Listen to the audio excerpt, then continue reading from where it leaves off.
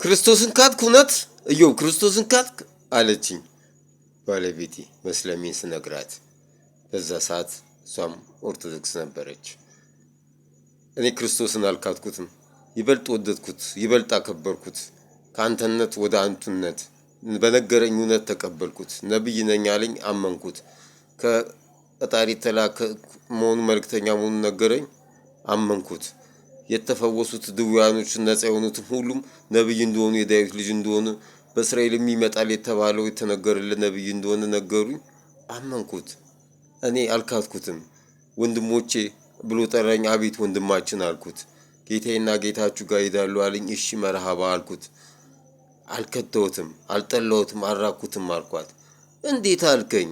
እንዴት አልክ አለችኝ። ይህን ከመጽሐፍ ቅዱስ ነው። እኔ በሰዓቱ ሌላ ሀገር ነበር የምኖረው፣ እሷም ሌላ ሀገር ነበረች። ስትመጪ እነግርሻለሁ፣ ካልሆነ ግን በሐራም ግንኙነታችን ይቆማል አልኳት። መጣችም። መጽሐፍ ቅዱስና ቁርአንን አቀረብኩላት። ከዛ ላ ወይ ክርስቲያን አርጊኝ ወይ አንብቢና በእውቀት ሙስሊም ሁኚ፣ አንቺን በማስረጃ ክርስቲያን አርጊኝ አልኳት።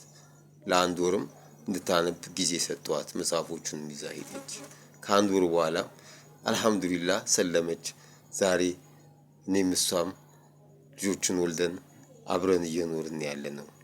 አቡበከር፣ ኡስማን፣ አሊ፣ ኡመር፣ አሲያ የተባሉ 5 ልጆች አባት ነኝ። ሌላም ታሪክ አለ፣ ይቀጥላል።